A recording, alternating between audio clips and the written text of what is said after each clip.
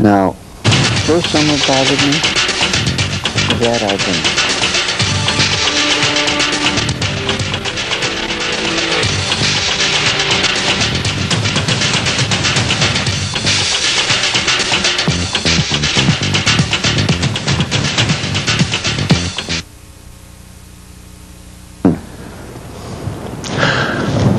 Good evening. Welcome to another edition of Drugs, Crime, and Politics, brought to you by the Drug Policy Forum of Texas.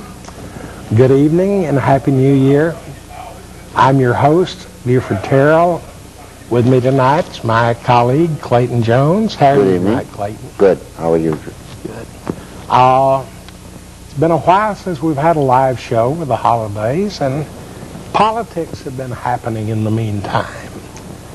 I think probably the biggest political news has been that Wisconsin became the 14th state, I think, to pass a medical marijuana law, and Massachusetts became the 12th state to decriminalize possession of up to an ounce of marijuana. So I think you mean Michigan, not Wisconsin. Okay, Michigan, yes. Wisconsin, it's pending in the legislature right now. Yeah. I think, and on that, both Wisconsin and New Jersey have medical marijuana bills partially through the legislative process. Yes, the Governor Corzine said that, please put it on my desk, I'll sign it. Yeah, in New Jersey, and it has passed the Senate committee there by a vote of 6-1 in favor. And so far, I haven't heard any opposition to it. Absolutely none. I do think with Massachusetts, New Jersey, Michigan, Connecticut this year will pass also. Yeah. They've had the votes the last two sessions to override the veto. Right. And they have chose not to do that, but I think this is going to be our year. Yeah. Do they still have the same governor in Connecticut? The governors in Connecticut, they keep changing. It's a woman right now, and she is the same one for the last 2 years. Okay. I wasn't sure whether her no, she didn't get changed. Okay. But, you know, that starts getting a pretty strong mass behind it. Well, 14, 15 states, that's 30% of the country. Of the states, and it was already up above 25% of the population. Right. Even before Michigan went. I think Illinois is also looking at one. Of course, they've got other problems in their government right now. They are looking. Wisconsin is looking. Arkansas has a strong movement. There's several strong movements throughout the country. Yeah. We just need to get it here. Well, have you heard anything about whether anything has been pre-filed in Austin for this session? Yes, our bill is already filed. Okay. It's House Bill 164. 164? Yes, and it's the same bill that we had a couple of years ago, full bill, allowing growing, being a caretaker. So it's a full bill, it's not just the affirmative defense? No, it's not the affirmative defense this year. Man's name is Steve. He's out of Dallas. Texans for Compassionate Care. .org. That sounds right. Compassionate. And his wife has multiple sclerosis. Okay. And he is going to come down to our program one day soon. Great. His mother lives here in town. Okay. And he said that he would make sure that his next trip covered a time that we would be on air. That's wonderful. So he'd be glad to talk to him. He will be here. Let's see. Noelle is no longer in doing anything as far as publicly for marijuana policy. She's gone privately, but they're still working. Okay. Subversively in our goal of trying to get it accomplished. Yeah. Well, of course, the real question there, I think, is what's going to happen on the federal level with medical marijuana this year. But my feeling is that for the first time there's enough of a groundswell and enough change in mood in Congress that there's a good chance to get at least an exemption for the states with medical marijuana through Congress. President-elect Obama said that he would propose legislation that would allow all states to have medical marijuana if they wanted it. Yeah. I think that would be the battle. That would be the battle, and the war would be won right then, because it seems like states that don't have it, Texas. I hear from my representatives that I've talked to is, well, the feds are still against it. And they don't want to do anything that would cross the federal authorities. And if that bill went into Congress and what passed, I think that you'd see almost every single state have it. I think so. And it'd be a great way to start ending the drug war that's happening down there on the Mexican border. Well, that to me is one of the outrageous things, is the way our drug laws are fueling that. But on that, and I think something that really shows the winds of change politically in this country was the action recently by the El Paso City Council. They are a very brave bunch of people. Yeah, but the El Paso City Council unanimously passed a resolution to ask the federal government to legalize drugs. Their mayors, I understand, vetoed the resolution immediately. With a unanimous city council voting in favor of it, that's pretty shocking. And they're certainly right there on the ground where the fighting's taking place. I think Dean and the LEAP organization is right on target. They've been saying it's all going to start falling.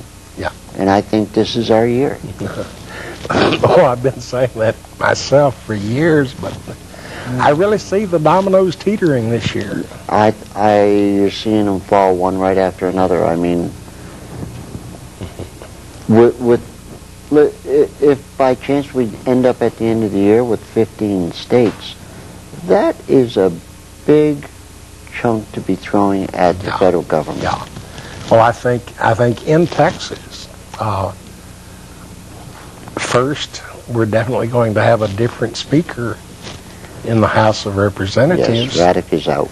And with the Texas rules, the way the speaker by himself appoints all the committee chairs, all of the committee members, has an almost dictatorial control over the docket. Changing the speaker can make a dramatic difference in what the House does. So, well, let's just hope that Debbie Riddle does not chair that same committee, Health and Welfare. Yeah. She wouldn't hear our bill last time, even for affirmative defense. I thought she was out now. Or did... No, she ran. She said, okay. I heard that she wasn't going to run, but she did run. Oh, she did run. Well, I think that she's so closely identified with Craddock that she's probably not going to be back in that chairmanship. No. But we're seeing some interesting numbers and figures. And it really hasn't taken place this year, but it's definitely in the winds. The population of Texas has really shifted dramatically in two ways. The first is we're becoming an urban state rather than a rural state. And that's going to affect the way the legislature looks at a lot of things. And the second is we have the growing numbers of Hispanics and their growing political power. And projections are probably by about 2010 or so, they'll be the largest ethnic group in the state. So they'll outnumber white people. Yes. Yeah, they're coming close already. So we're seeing some big changes there. You know, as ethnic majority changes, it's all going to change. I mean, Yeah. smoking seems to, cannabis seems to be much more accepted. Yeah. I lived in Mexico for 4 years, and it was nothing. Right. In many ways, it was part of the old traditional Mexican culture. I mean, that's how it came to this country, in fact. It's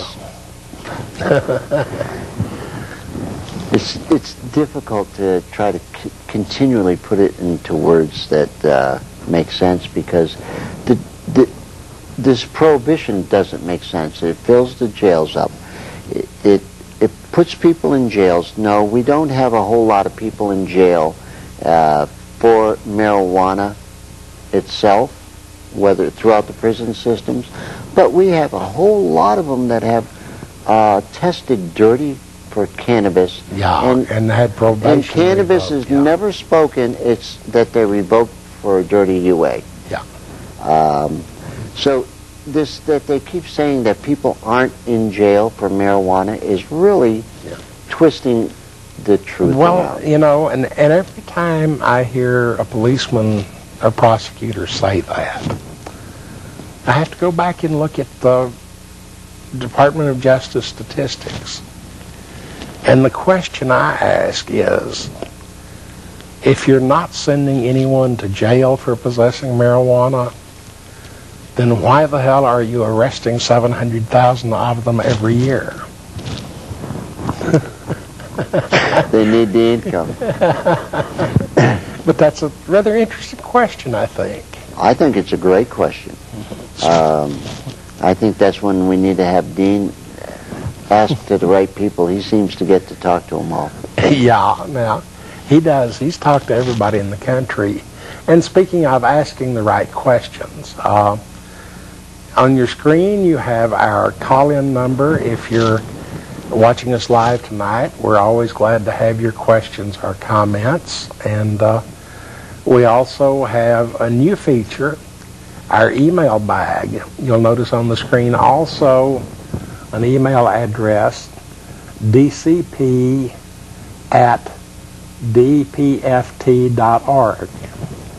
And emails sent to that address are automatically forwarded to me.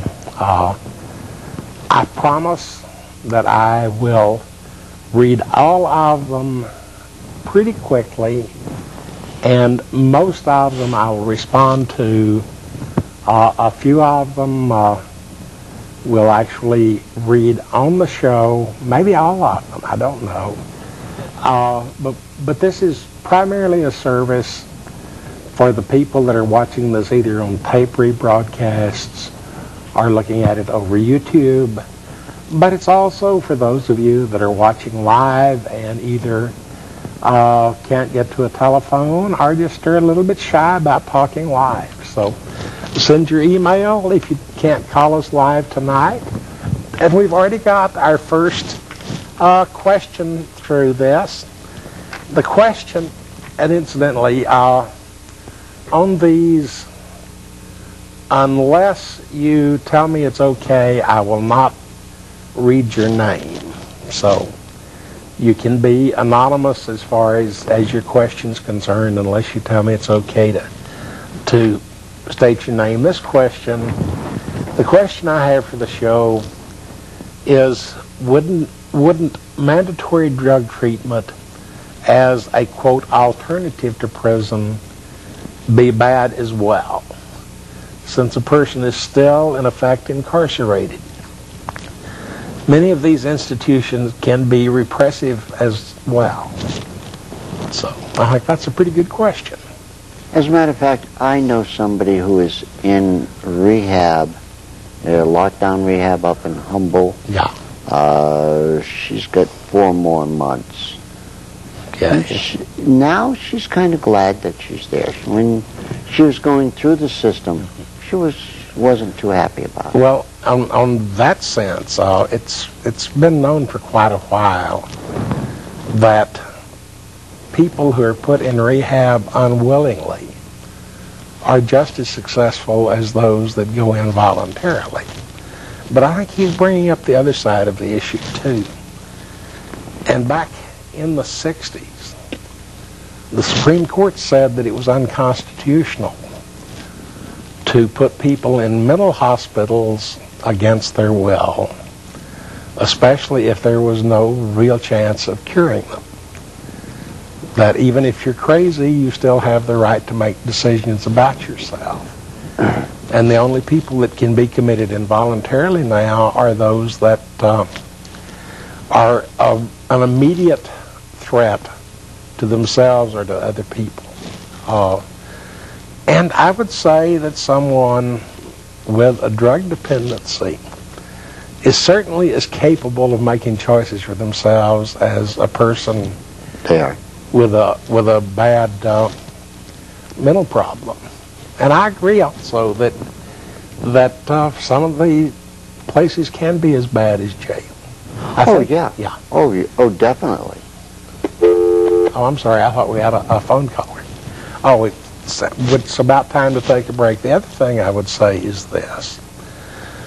A lot of people go into rehab as an alternative to going to jail. And as long as that's a freely made, fully informed choice on their part, I see nothing wrong, even though in a sense that's mandatory rehab. But yeah, just locking people up against their will, I think he's right that it's a bad thing to do. It is. Yeah. Definitely is. It's time for us to take a break now, and we'll continue there when we get back.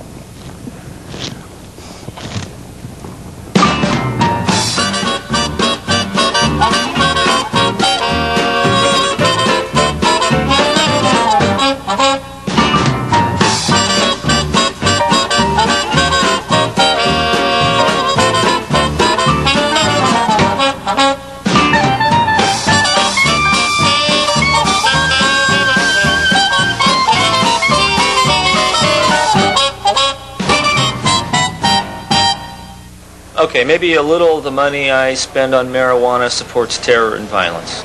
Right. And that's because marijuana is illegal. Exactly. When I buy a beer, that doesn't support terror because beer is legal, right? Now you've got it. So what you're saying is if we make marijuana legal and regulate it like beer, that wouldn't support violence. Did I say that?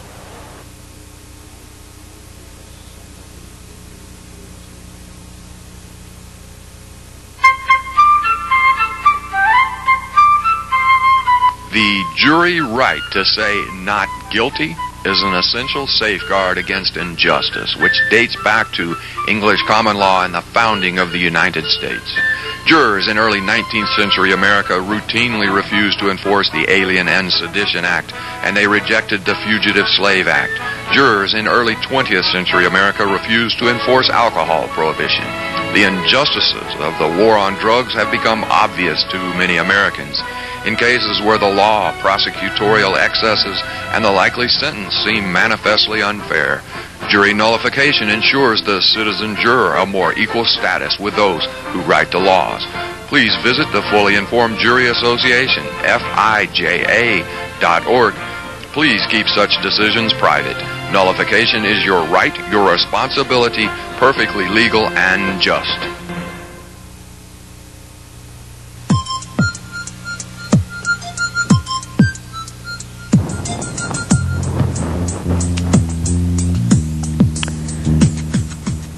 And we're back. Clayton and I are primarily just talking about what's on the political landscape this year. And one thing I noticed that apparently the leading contender for Speaker of the Texas House is a Republican from San Antonio. Yes. But one that tends to be somewhat liberal on a lot of social issues. So that could make some real changes. Well, maybe we can get heard. Maybe something will happen that we can actually end up being heard, and maybe something can start. I think so. I personally would love to stay in Texas and fight the fight rather than move to California. Well, here locally, we've had two really big changes politically that could have a big effect on what happens with drugs in the city. Pat Lycos is the new district attorney, and Mr. Garcia, I believe, is the new sheriff. Yes. So Pat Lycos, I hear that she's kind of a hard law and order type person. when she was a judge in the criminal court, she was a very hard-nosed, tough sentence judge. But she's been saying some things recently that maybe indicate that she's softened a little bit, and she might be open to some reason for a change. So this is the time, though, to talk to her, to let her know what your concerns are. What have you heard about our new sheriff? Not that much. I haven't heard very much about him whatsoever. Yeah. Nothing pro or con. Yeah. I just know his general background, that he was on the Houston Police for years. He served on the Houston City Council. But a couple of stories in the Chronicle have suggested that he realizes that he has inherited a great big mess and has got a lot to do to clean things up and get it organized.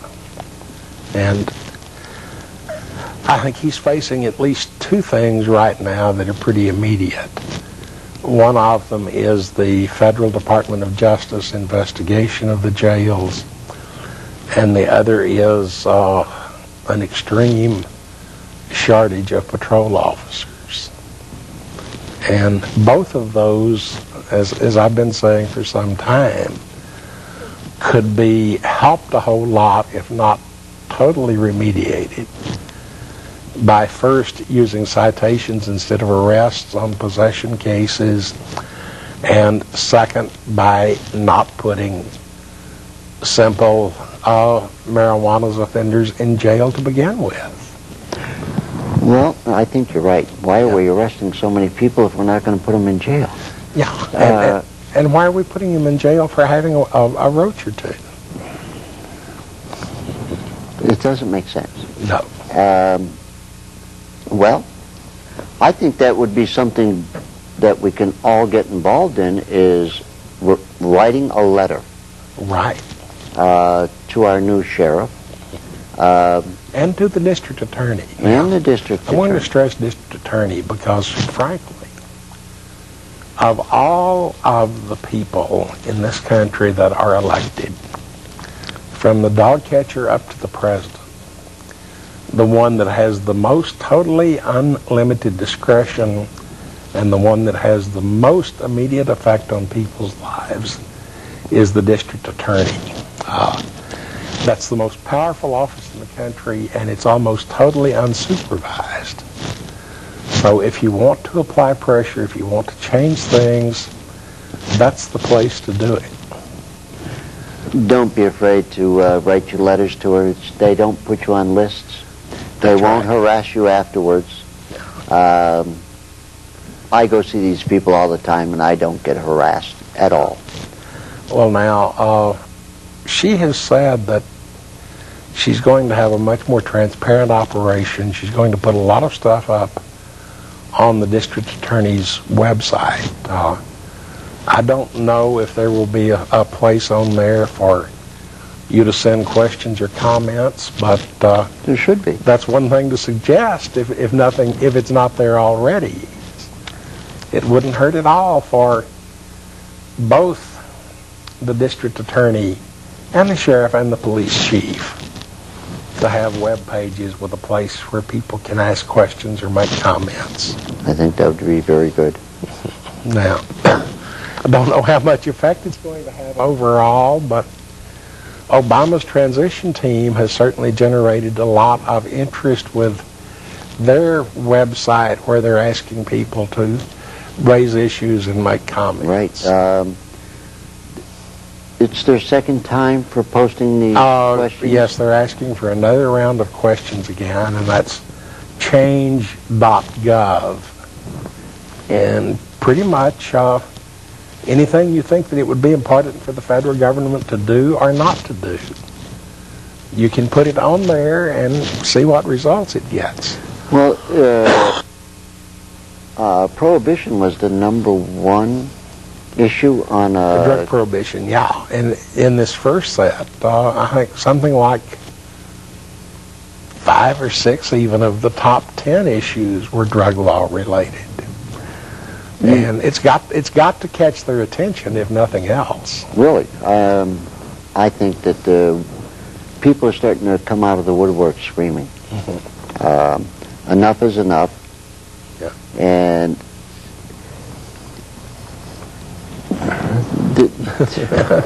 it's just so hard to just keep preaching to the choir. It's just difficult to understand how they can say alcohol is okay, even though it gets people angry. It doesn't do good things to your body. And cannabis, smoking isn't good for anyone. Right. But it's been proven anecdotally to be good. And they won't let any kind of triple-blind studies go on with it that will say that it's good. They'll only approve studies that try to prove it to be bad. Well, actually, that has changed a lot in about the past 10 years. And there are a lot of more recent studies that have been approved by the government that are being published now that show all kinds of good benefits. So if you looked at that American College of Physicians position paper and looked at all of the footnotes that they had where they were citing different studies, almost all of those were studies that had been approved by the FDA and had marijuana provided by NIDA through their plantation. So over the past about 10 years, instead of being strictly another propaganda tool of the prohibitionist, NIDA has started acting like a responsible research organization. Now, whether this is real or not, I don't know. But the indications are there. They're still turning down a lot of studies. Oh, yeah, they're turning down a lot. Even Massachusetts wanted to grow their own. Well, that goes through the DEA, not NIDA. Okay. And I don't believe it's been formally rejected yet, has it? No, it's still sitting it's still on our pending, desk. but it's been there for over a year since a couple of years now. ALJ recommended that it be approved. Yes. Although, interestingly, within this past month, the New York Times Sunday magazine, their big supplement, did an interview piece with the head of the NIDA marijuana plantation at the University of Mississippi. And he really almost sounded like he was trying to sell marijuana. He was pointing out that they were now growing specific strains so that they could provide what the researchers were asking for. They now had it in several different strengths, and it's a totally different outlook than just a few years ago. Because a few years ago, people were complaining that what they were getting was ground up sweeping, seeds, stems. Yeah. Well, you know, I think what has happened, and this is me being theoretician again, is one of the complaints about administrative agencies for the last 100 years is that they become captive of the people they regulate. And if you look at NIDA, what it primarily does is provide funding for medical research to be published in refereed journals, which means that the people it regulates are scientific academic doctors. The people it depends upon to get it done are also scientific academic doctors serving on their panels. Likewise, their plantation in Mississippi is growing marijuana to meet the demands of research scientists. So in effect, what's happened, instead of listening to their political supervisors as they always did before, they have started receiving the feedback and listening to the doctors who are their actual clientele. Now, if this is real or not, I don't know, but it sure looks that way. And Steve's telling me it's time for another break, so we will see you back again in a minute. To play Name That Drug by its side effects. Birth defects, miscarriage, premature birth, feeling sad, anxious, or empty, irritability, anger, loss of pleasure or interest, sleeping too much or too little, depression, trouble concentrating, suicide. Time's up. The answer, Accutane for acne. Another FDA-approved product. This week in drug war history, January 20th, 1997, the Lymphoma Foundation calls for the rescheduling of marijuana as a medicine and the reopening of the investigational New Drug Compassionate Access Program. January 21st, 1943, the New York Times reports that swing band leader Gene Krupa pleaded innocent to a charge that he contributed to the delinquency of a minor by asking a 17-year-old to fetch marijuana cigarettes from his hotel room for him. January 21st, 2003, Ed Rosenthal's federal trial for marijuana cultivation begins. Rosenthal was growing medically with the authorization from the city of Oakland, California, but his legal team is barred by Judge Charles Breyer from informing the jury of this. Rosenthal is ultimately convicted but sentenced to 1 day. January 22nd, 1992. The California Research Advisory Panel concludes that drug prohibition has a more harmful effect on society and the individual than illegal drugs. January 23, 1912. In The Hague, 12 nations sign a treaty restricting opium and coca production.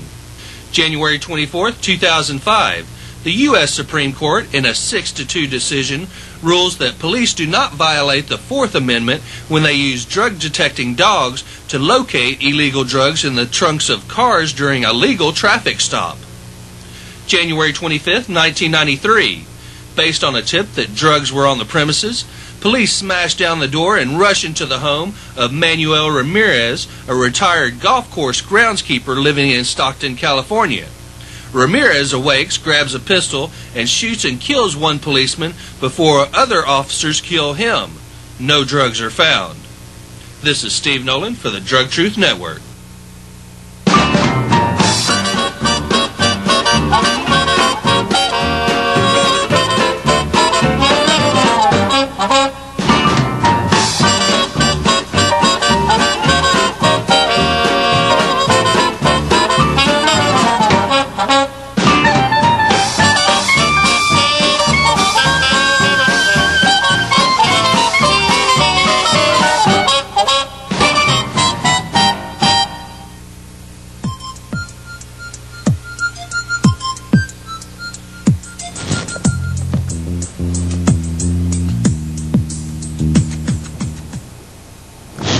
We have our old friend, Dean Becker of the Drug Truth Network on the phone with us. Hey, Buford, good to talk with you. Hello, Dean. There's some exciting things going on in the drug war, am I right? That's what we've been saying, so yes. I'm actually in my car. I haven't had a chance to hear what y'all said. Let me kind of go over a couple of things I've become aware of in the last few days. Okay. One is, I guess you guys probably were talking about the bombing of the TV station last night down in Monterey by the cartel. No, I had not. I haven't heard about it. They left a message. They threw a couple of hand grenades. Nobody was injured, but they left a message that said, "Quit picking on us. Go after the narco forces as well." I think they meant the cops. The people supposedly tracking them. And then, of course, yesterday, the city of El Paso City Council voted unanimously for a resolution calling for the U.S. government to talk about legalizing drugs. Of course, the mayor vetoed it immediately. That's going to come up again next Tuesday as well. See if they can override the mayor's veto. I wanted to tell you this. At noon today, I spoke at the Lions Club up in Conroe. It's the second largest Lions Club in America. There was about 150 people showed up, And there was not one, one person saying that I was off base by saying we need to look at the possibility of legalizing these drugs. And many people were, in fact, in support, talking about how the Netherlands has, the drug czar says the Netherlands is a failure, but actually they have about half the crime rate, half the drug rate, and half the problems we do, despite the fact that marijuana is legal, and they kind of do a wink and a nod towards the other drugs in small amounts. We've had several guests on radio shows in the last 2 weeks that I'd like to talk about. Rusty Fleming, the director of a brand new movie called Drug War, Silver or the Lead. He was on with us about 2 weeks ago, and then from that discussion, I rounded up interviews with two West Texas border county sheriffs who were saying, yes, it's time to talk about legalizing drugs. I also had a chance to speak with Mr. Fred Burton. He's a counterterrorism agent. He's now working for a group called Stratfor, and he's going to be our guest next week. And I'm also working on, I don't have the lady's name with me. She works at University of Texas, El Paso, and she's going to be our guest as well. They're the group that's calling for a panel to talk about legalizing drugs. Well, that's good. So it's time to talk about legalizing drugs, if you ask me.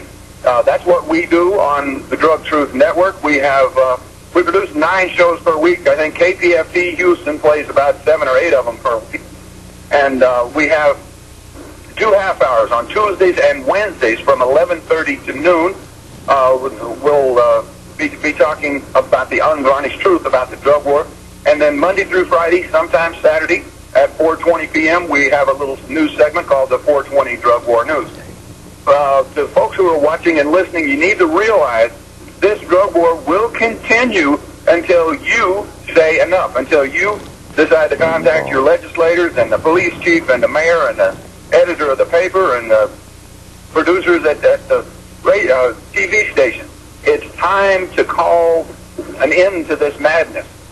And with that, I would urge folks to please tune into my website, which is drugtruth.net. We have hundreds, I think now at this point, thousands of programs available there for you to tune into.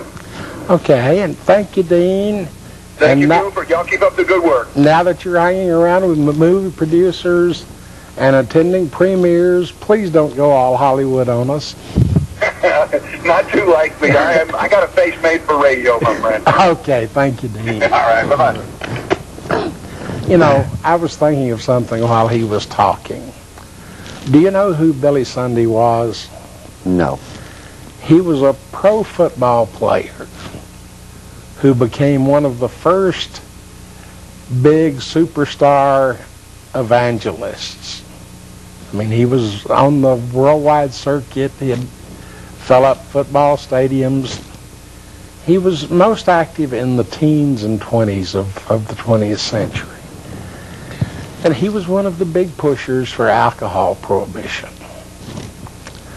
And in 1919, right after the Prohibition Amendment was passed and the Volstead Act to make prohibition go into effect was passed, Billy Sunday conducted a funeral for John Barleycorn and filled up some kind of sports stadium.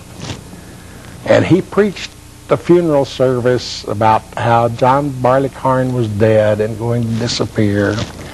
And he predicted that all of the prisons would be empty, that we could turn them into schools or something else, that we could fire all the prison guards and most of the police, because John Barleycorn would be gone.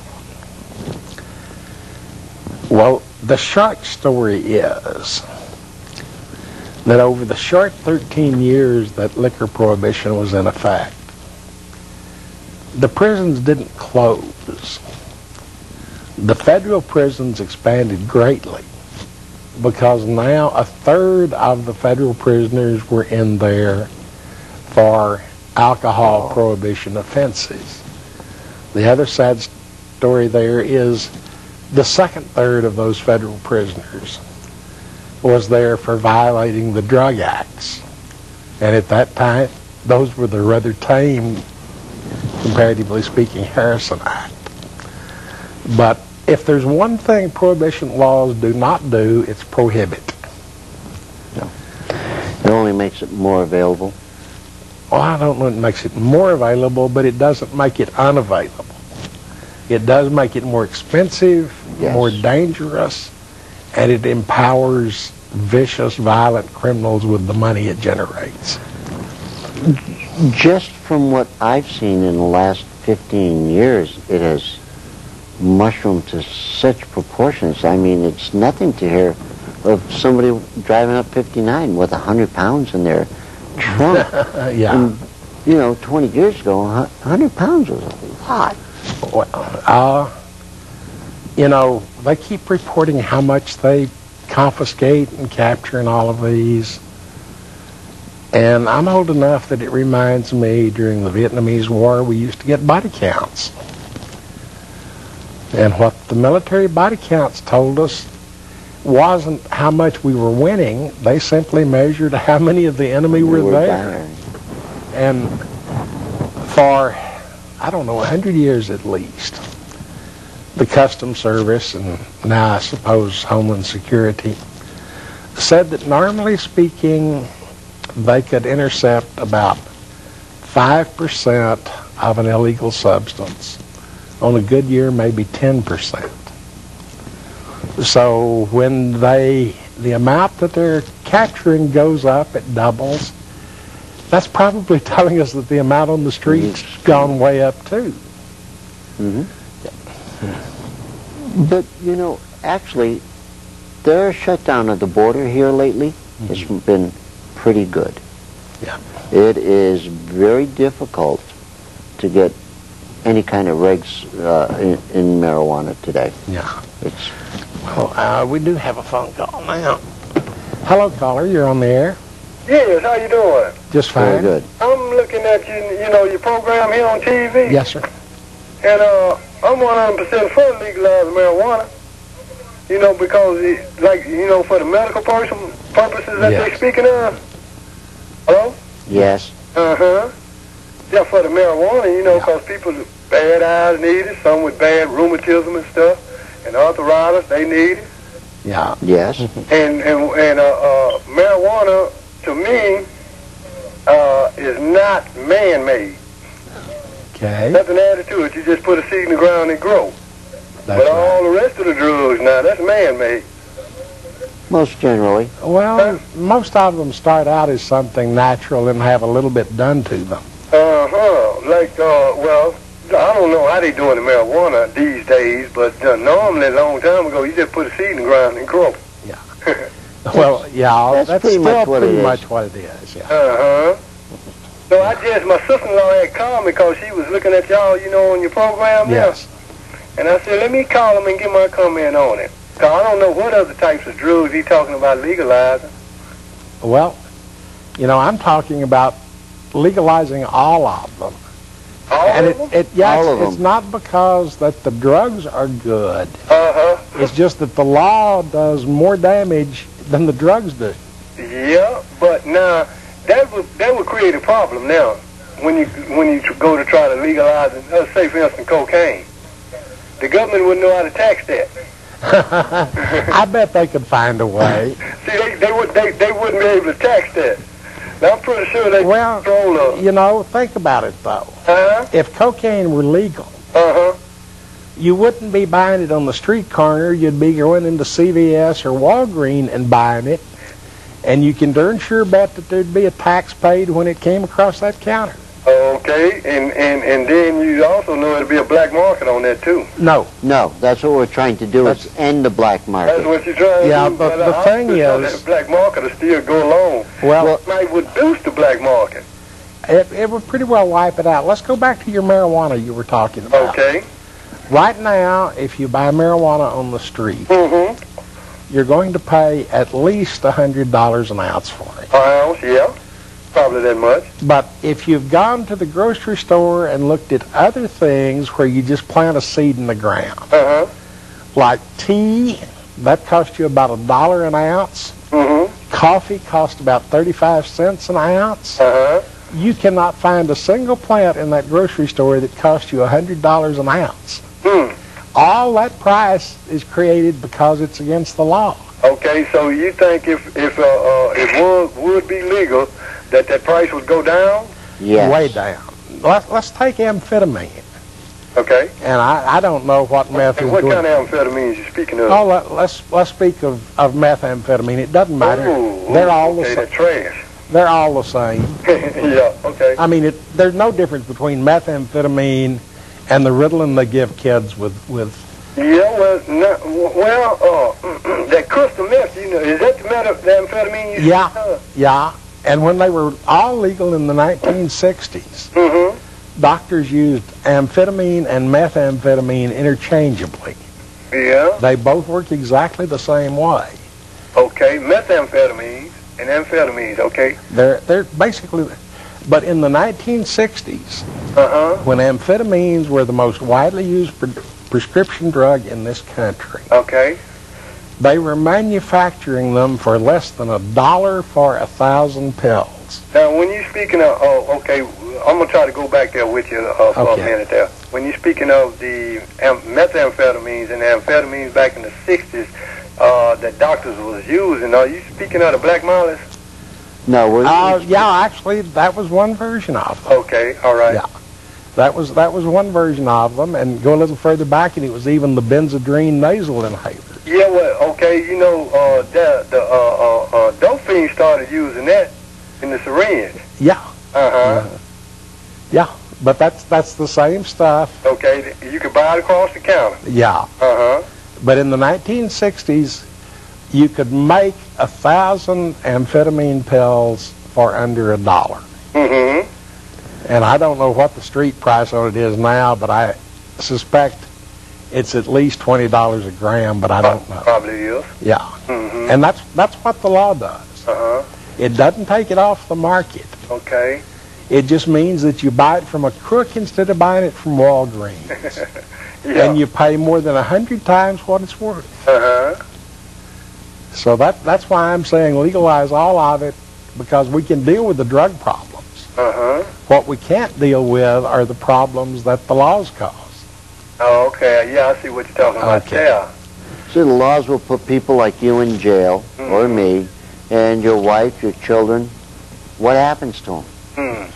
They eventually, if you stay in there long enough, you probably lose them. Yeah, you probably will. And then when you come out, you've lost your life because you can't get a job anymore, and no one will rent you a place to live. Well, you sound like a man that's been there and done that.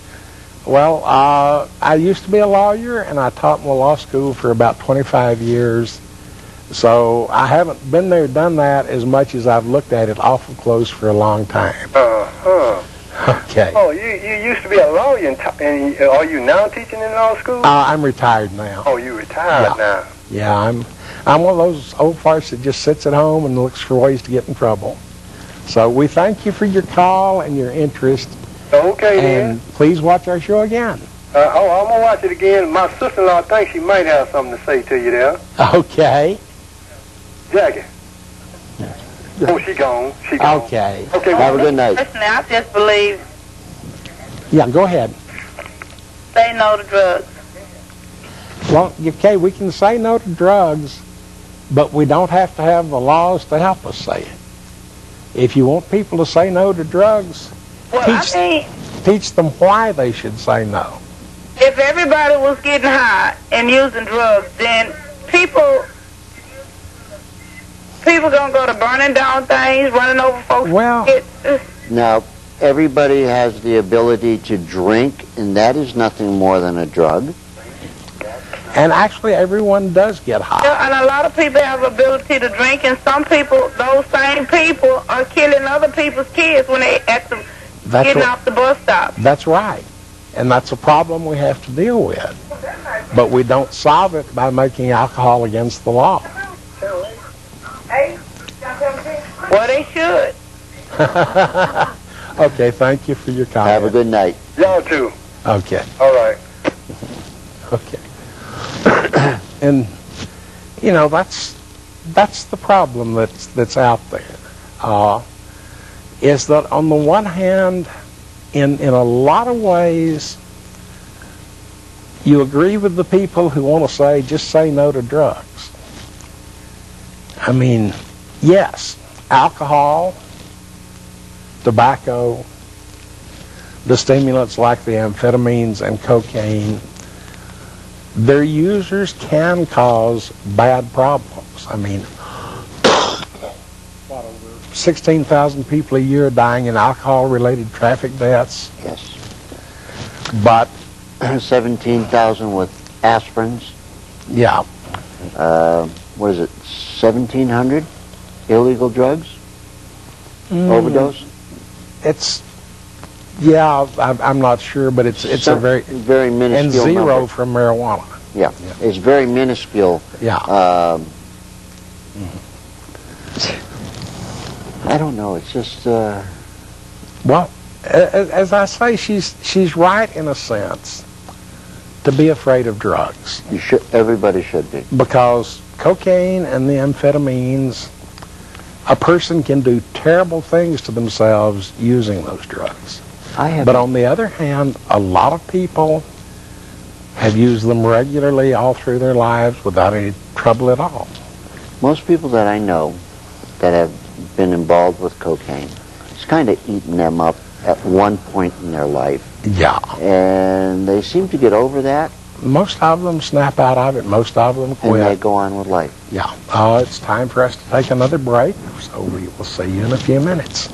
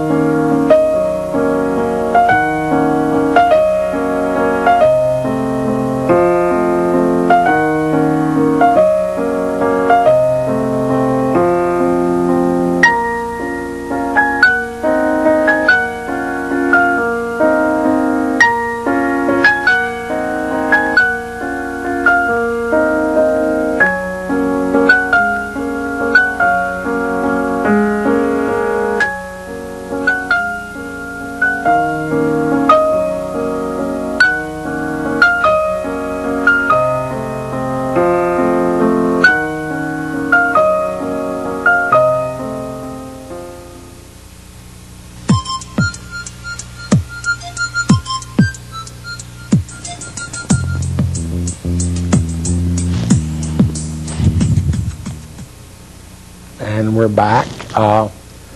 Just before the break, we were talking about the effect of drug laws. We were talking about amphetamines.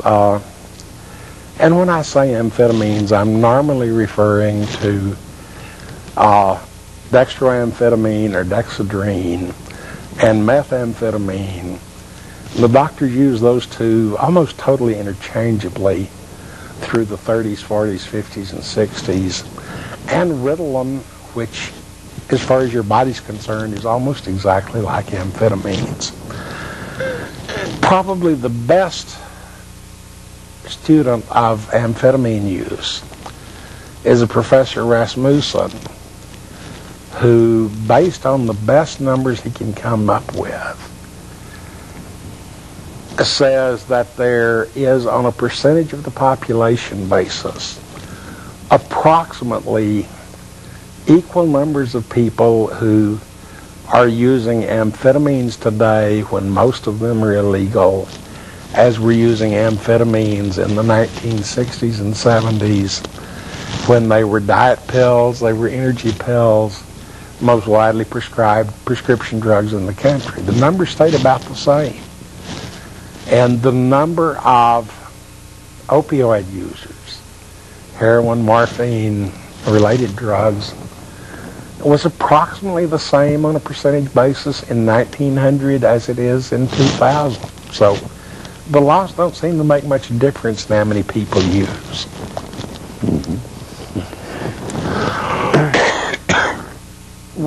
Back when they were building the railroad, they used the Chinese from the West Coast coming east, and they got a lot more accomplished than the ones going from the East Coast west. The ones going from east to west were Irish and they got drunk. Yep, and they the ones going west to east were Chinese and they smoked opium and went to work. And drugs are such a big, bad, terrible thing. Well, you were saying something earlier when talking about political change, about some of the things Senator Webb is saying these days. Senator Jim Webb is kind of a maverick of his own. They're complaining about him. He's not acting like a junior senator. He's proposing legislation, and it's this legislation to revamp the prison systems, because he's saying how unfair they are, how they putting people in jail that shouldn't be there. Phone? We got a phone call. Hello, you're on the air.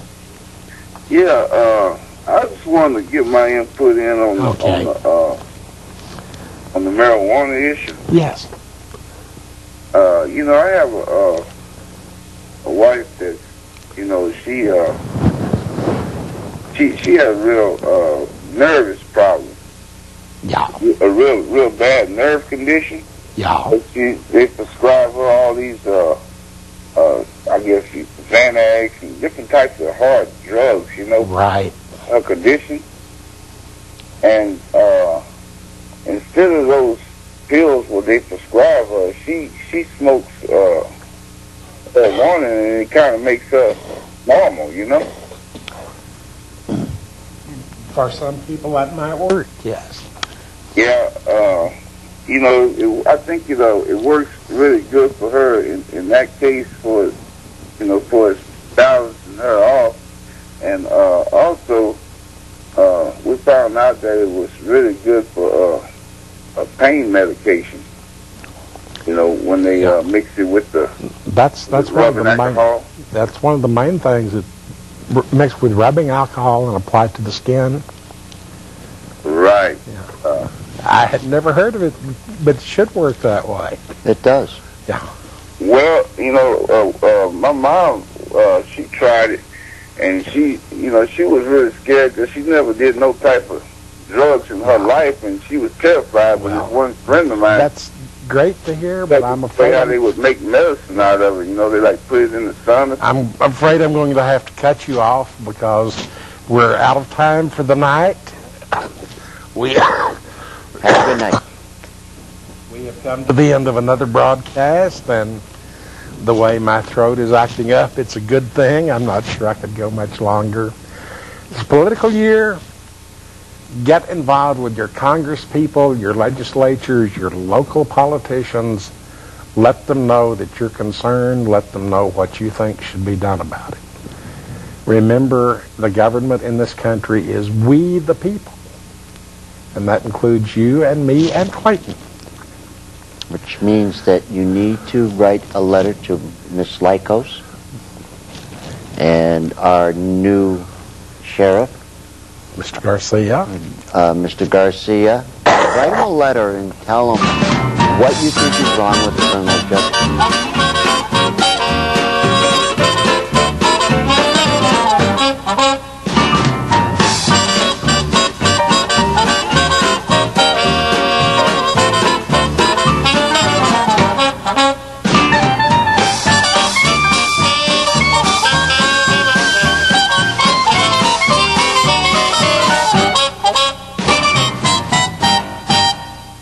Okay, maybe a little of the money I spend on marijuana supports terror and violence. Right. And that's because marijuana is illegal. Exactly. When I buy a beer, that doesn't support terror because beer is legal, right? Now you've got it. So what you're saying is if we make marijuana legal and